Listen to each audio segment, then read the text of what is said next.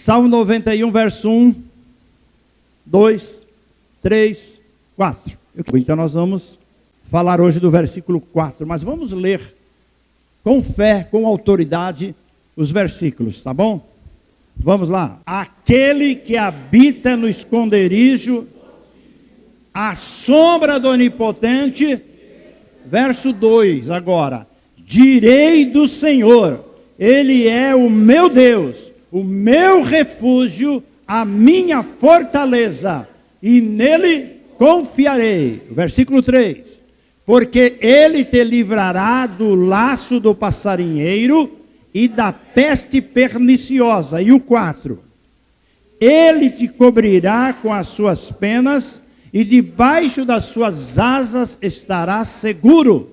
A sua verdade é escudo e broquel. Amém. Podem fechar a Bíblia se desejarem, tá bom? Glória a Deus. Vamos falar desse versículo um pouquinho hoje? Antes de nós orarmos com a igreja.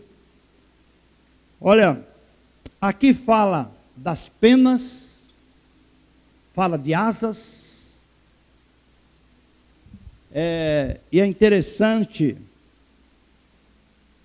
o nosso Deus, irmão, quando Ele criou o homem e a mulher.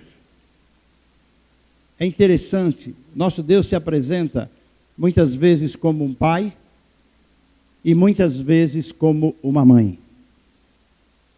Aqui nesse caso, Deus se apresenta como uma mãe.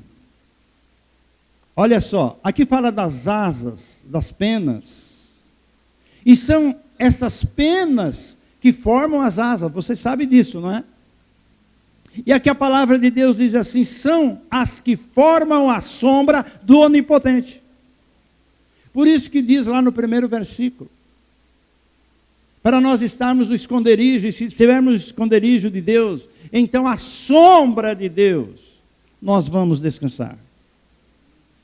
A sombra de Deus é formada pelas asas de Deus, onde descansamos. E além de tudo, como diz esse salmo, estamos protegidos no esconderijo do Altíssimo. Porque diz mais, diz do escudo. Pastor Vanil, ele pregou no primeiro dia e falou do escudo, falou do broquel. Mas é bom nós insistirmos um pouco nesta palavra, para nós podermos, irmãos, saber e conhecer melhor a Deus, porque o versículo 14 diz assim, que Deus vai nos colocar em lugares altos, porque nós o amamos e porque conhecemos o seu nome. Lembre disso, não é só por ouvir falar, não é porque você está aqui só ouvindo a palavra, não, é porque você o conhece, porque você tem uma experiência com Ele, porque você sabe o nome dEle. Muita gente não sabe o nome de Deus, fala que é Yahvé, fala que é Jeová, fala que é um monte de coisa, mas não sabe o nome de Deus. Irmãos, o nome de Deus esteve escondido, esteve em segredo por muitos e muitos anos, quase 4.000 anos. Então ele veio, através do anjo Gabriel, foi falado agora, quando o grupo de louvor foi cantar. Quando Maria estava lá morando em Nazaré, o anjo apareceu a ela, e ela levou um tremendo de um susto. Eu não sei, irmão, sabe, tem tanta gente que fala para mim que vê anjo.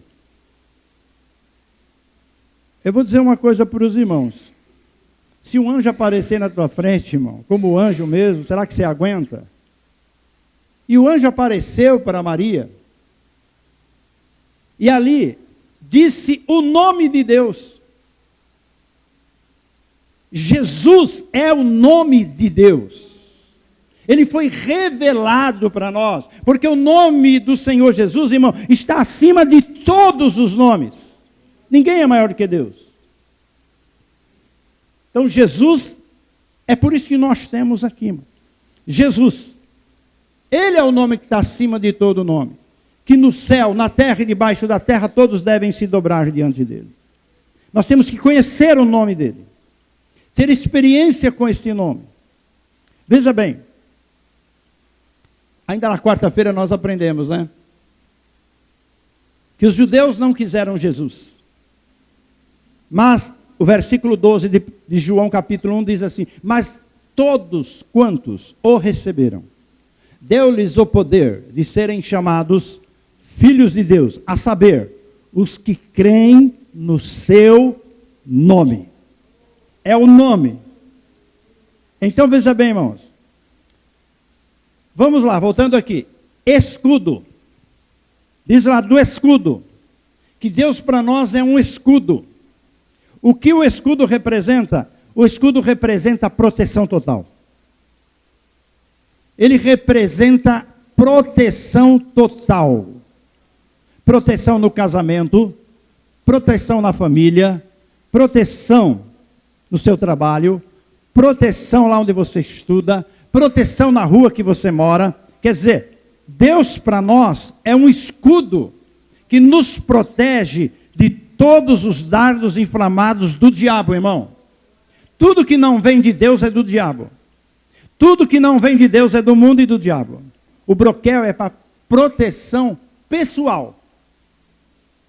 Aqui não é proteção para a sua casa, para o seu casamento, para a sua família. Aqui é proteção pessoal. O soldado de Deus, ele usa o broquel. Deus é o nosso broquel. Ele nos protege no que nós vemos e naquilo que nós não vemos. Ele nos protege no visível e no invisível. Estão entendendo? Diga amém. Porque diz assim, ó, debaixo das suas asas estaremos seguros. Então, debaixo das asas de Deus, nós estaremos o quê? Seguros. Nós não tememos o mal quando ele vem, porque nós estamos sob proteção. Nós estamos protegidos por Deus. O diabo, ele faz 1000 coisas, irmão, para nos atormentar. O diabo faz 1000 coisas para nos trazer aflições, usando todas as artimanhas que ele consegue para nos atingir. Mas se nós estamos sobre as asas do Senhor, protegidos, nós estamos nessa confiança, porque no versículo 2 assim, e nele confiarei. Aleluia! Eu confio no Senhor, irmão. Aconteça o que acontecer. Mas por incrível que pareça,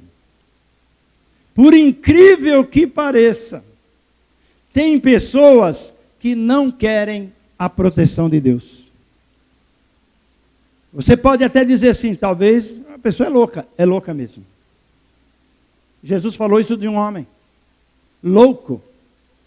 Esta noite pedirão a tua alma, e o que você tem reservado para quem é? Louco. Não querem a proteção de Deus, ficam à sorte. E o diabo faz 1000 coisas. Tem pessoas que não querem a proteção de Deus e não querem ficar debaixo das asas de Deus. Não é de hoje não, já é da antiguidade. Eu vou até ler um versículo que Jesus mencionou aqui. Que Jesus, quando chegou em Jerusalém, todo mundo vibrando, dando glória, bendito Hosana, Jesus maravilhoso, é isso que nós estamos precisando, agora nós vamos ser salvos. Aquela gritaria, e tirando ramos de árvores, jogando no chão, pessoas tiravam as roupas, jogavam no chão. Jesus, montado num cavalinho, entrou na cidade, e a Bíblia diz, e a cidade virou um alvoroço. Mas quando Jesus, saindo de Betefagé, indo para Jerusalém, quando do monte ele viu a cidade e aquele povo todo vibrando, inclusive as pessoas que assistiram à ressurreição de Lázaro, vinha gente de todos os lados e ainda era tempo de festa em Jerusalém, aquele povo estava tudo ali gritando. Jesus começou a chorar. Jesus começou a chorar. Talvez alguém disse, ele está chorando de alegria. Não. Ele estava chorando de tristeza. Eu vou ler o versículo com vocês. Eu vou ler o de Mateus, mas tem em Lucas também. Jesus terminou dizendo, Jerusalém, Jerusalém, quando ele avistou Jerusalém. Jerusalém, Jerusalém, que mata os profetas. Que na outra semana ele sabia que ele ia ser morto. Olha só. que mata os profetas e apedreja os mensageiros que Deus lhe manda. Quantas vezes eu quis abraçar todo o seu povo, assim como a galinha ajunta os seus pintinhos debaixo das suas asas. Mas o que diz lá? Mas vocês não quiseram. Então tem gente que não quer. Não, eu não quero viver debaixo das asas de Deus, eu não quero proteção de Deus, eu vou viver do meu jeito, então viva do seu jeito. Se arrebenta todo aí e o diabo faz a festa. Então, irmãos, quero falar para vocês agora de um homem, para vocês verem a importância de nós estarmos debaixo da proteção de Deus. Como que nós podemos saber que estamos debaixo da proteção de Deus? Quando Deus fala e a gente obedece. A galinha dá o cacarejo dela lá, os pintinhos correm, já entendem que é para todas correrem ali e ficar debaixo. Deus fala, a gente não obedece. Inclusive domingo que vem, quem tiver testemunho para contar da campanha vai ter a oportunidade. E nós também temos um testemunho para contar. Veja bem, eu quero falar de um homem chamado Davi. Foi o primeiro dia que eu preguei. Falei de Davi, das 5 pedras de Davi, porque são 5 domingos. E não poderia terminar sem falar do nosso amado Davi aqui. Davi é um homem que estava no esconderijo do Altíssimo. Lembre-se, ele vivia debaixo das asas do Onipotente. Nós vemos em toda a sua trajetória, mesmo antes de ser rei, mesmo antes de ser ungido, ele vivia debaixo do esconderijo do Altíssimo, sempre debaixo das asas. Por isso que você vai ver nos Salmos, e na trajetória dele aqui, em Samuel, Reis, você vai ver, ele dizia assim: o Senhor é o meu Deus. É o versículo 2. Direi do Senhor, o Senhor é meu Deus. Davi dizia isso, o Senhor é meu Deus. Por isso que Davi, irmão, ele desfrutava de proteção de Deus em todas as batalhas. Aonde Davi ia, ele era protegido por Deus. Certa vez, Saul quis matá-lo de inveja, porque viu que Deus era na vida de Davi. E Saul então tentou matar, e falou para ele ir lá e matar 100 filisteus. Ele foi lá, matou 200 e trouxe a prova para o rei Saul. Eu não matei 100, eu matei 200. Agora me dê sua filha em casamento. Mas a intenção de Saul era matar Davi, mas Davi, irmão, ele vivia sob a proteção de Deus. Então, ele podia ir nas batalhas, ele podia ir nas guerras, nos conflitos, enfim, na vida dele. Ele estava sempre protegido por Deus. E ele foi chamado pelo próprio Deus, que Davi era o homem segundo o coração de Deus. Olha só. Ele vivia essa palavra. Essa palavra que nós estamos pregando hoje, ele vivia ela. Era o dia a dia dele. Do versículo 1 até o último versículo, Davi vivia isso. E por isso que a Bíblia diz: porque você me amou, porque conheceu o meu nome, eu te glorificarei. Eu te colocarei lá em cima. Eu te darei muitos anos de vida. Davi morreu bem velhinho, abençoado, protegido até o último dia dele, da vida dele aqui na terra. Ele estava sob a proteção de Deus. Ele não sabia quando ele ia embora, mas ele foi incentivado pela própria mulher dele, pela esposa dele, Batseba, a ungir Salomão a rei, porque Deus tinha falado que Salomão ia ser rei no lugar dele. Ele tinha um monte de filhos. Ele tinha até o outro primogênito lá. Mas veja bem, mas Deus falou: nenhum desses será rei no seu lugar. Salomão será rei no seu lugar. Vai entender uma coisa dessa. E ele vivia sob proteção. E nós precisamos viver sob proteção. A Bíblia diz, irmão, que Davi amava a Deus. Davi amava a Deus. Então Deus o livrava por onde ele ia. Primeiro mandamento qual é para nós? Amar a Deus sobre todas as coisas. Amar a Deus com todas as nossas forças, com todo o nosso pensamento, com toda a nossa energia, com toda a nossa alma. Ame a Deus, irmão. Aconteça o que acontecer, ame a Deus. Porque, além de tudo, é o primeiro mandamento. O segundo é, amarás o teu próximo como a ti mesmo. Davi, irmão, ele tinha isso com ele. Era dele. Ele tinha o Espírito Santo. Ele recebeu o Espírito Santo. A Bíblia diz que o Espírito Santo tomou posse dele. Também tinha um outro detalhe interessante, irmão. Porque em Atos dos Apóstolos diz que Deus tinha um propósito na vida de Davi. Deus tinha um propósito na vida de Davi. E Davi, por amar a Deus, Deus cumpriu esse propósito na vida de Davi. Além de tudo, nós cantamos agora há pouco um louvor, quando fala de Maria, que ficou grávida do Espírito Santo e teve Jesus, não é isso? Deus tinha um propósito com Davi, que da descendência dele, irmãos, ia nascer o Senhor Jesus, o Messias. Então Deus tinha algo grandioso para a vida de Davi. Ou está pensando que para cada um de nós, Deus também não tem algo glorioso? Deus tem algo poderoso e glorioso para cada um de nós. Basta nós colocarmos nossa vida na posição de Deus.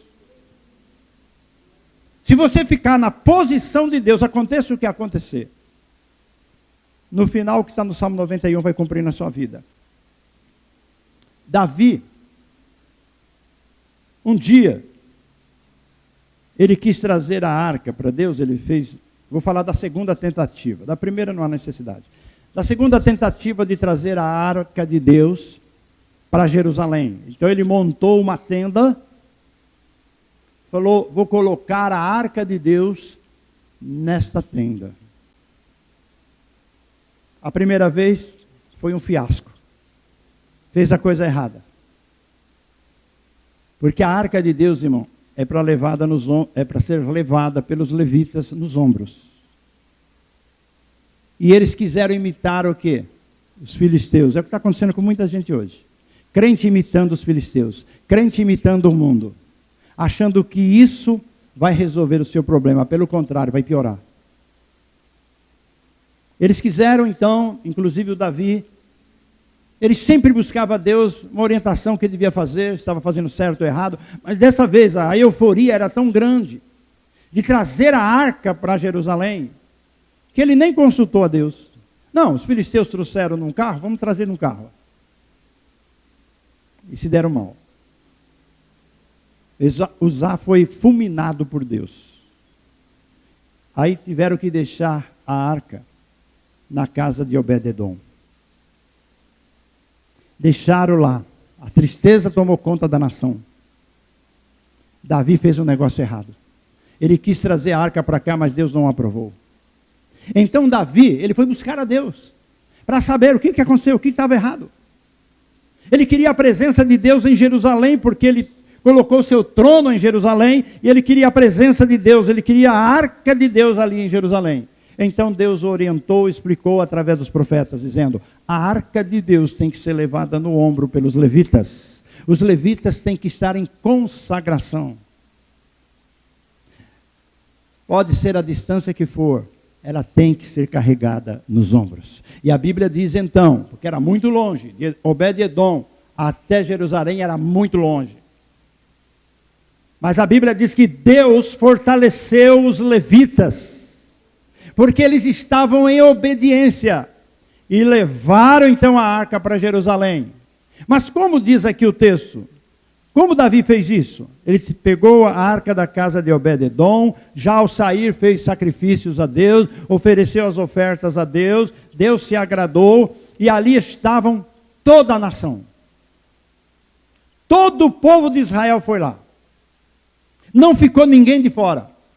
A cidade de Jerusalém esvaziou. Não tinha ninguém lá. Se o inimigo entrasse naquele momento lá, irmão, ia fazer a festa. Porque todo mundo foi para trazer a arca. E a Bíblia diz bem claro, irmão, lá em Crônicas, diz assim, ó, todos os anciãos, não sobrou nenhum, ninguém ficou para trás, os capitães, os levitas, os cantores, todo Israel, e diz assim, com gritos de alegria e júbilo, porque agora estavam fazendo a coisa certa. Ao som de buzinas. Quem sabia tocar buzina, foi convocado para tocar buzina. Quem sabia tocar trombeta, foi convocado para tocar trombetas. Símbolos, isto é, pratos de metais. Sabe tocar pratos de metais? Então vai acompanhar todo mundo aí. Alaúdes, quer dizer, liras, instrumentos de cordas e harpas. Vieram naquela festa e chegando ali, puseram então a arca naquela tenda que Davi tinha levantado. Puseram ali. Mas aí o texto diz assim, irmão, que cada um, começando com Davi, ofereceram ofertas ao Senhor. A alegria era muito grande. O povo estava vibrando. A arca representava a própria pessoa de Deus naquele lugar. Davi tirou suas vestes reais e se tornou uma pessoa comum. Ele não quis nem saber se ele era rei, se ele não era rei. Ele estava se alegrando na presença de Deus. Deus é rei, ele falava. Deus é rei. Ele tirou as vestes dele e colocou vestes normais de pessoas comuns. E vinha pulando e saltando de alegria diante de todo mundo. Pela presença de Deus. Irmão, Davi, ele era rei. Mas ele não estava interessado no título dele. Por isso que Deus o honrava. Por isso que Deus o glorificava. Ele não saía dizendo, eu sou o rei, eu que mando. Não, nunca ele falou isso. Saul já ao contrário. Não, eu sou o rei, eu que mando. Davi não. Deus é o nosso rei. Deus é o nosso rei. Eu apenas estou aqui porque ele me colocou aqui nesse lugar. Mas ele é o nosso rei. Meus irmãos, eu quero ler para vocês o que eu vou distribuir para vocês hoje. Eu vou distribuir o pão de Davi para vocês hoje. Agora, vocês vão prestar bem atenção à orientação que o Espírito Santo me deu para que vocês sejam abençoados na sua casa. Se vocês não fizerem do jeito que é para fazer, não vai ter nada, não vai acontecer nada. Você vai apenas comer um pedaço de pão e mais nada. Mas veja bem, mas eu quero ler o que a Bíblia diz aqui. Depois que Davi introduziu a arca dentro da tenda, todas as pessoas, não ficou nenhum de fora, presta atenção, não ficou ninguém, eu não tenho nada para dar. Não, irmão. A Bíblia diz que todos, começando com Davi, começaram a trazer as suas ofertas ao Senhor. Todos. Homens, mulheres, crianças, jovens, anciãos, todos. Então, quando há obediência, irmão, flui a presença de Deus, flui o poder de Deus. Diz assim o texto em Crônicas. Eu vou ler para vocês, não precisa ler. Depois você vai levar para casa, porque esse papel você vai ler na sua casa, com a sua família, tá? Diz assim, ó, Davi abençoou o povo em nome do Senhor. E Davi ainda não sabia o nome do Senhor. Davi não sabia o nome do Senhor. Veio muitos anos depois o conhecimento do nome do nosso Deus. Veja bem. E repartiu a todos, olha só, presta atenção. Davi, e repartiu a todos, tanto a homens como a mulheres, quer dizer, não ficou ninguém de fora. Um pão. Um pão. Quer dizer, aquela semana, todos os padeiros trabalharam. Porque a Bíblia diz que ele deu um pão para cada pessoa. Não foi um pão para a família, ele deu um pão para cada pessoa. Veja bem. Depois eu gostaria que vocês lessem o texto completo na casa de vocês, tá bom? Então, todo o povo se retirou. Acabou.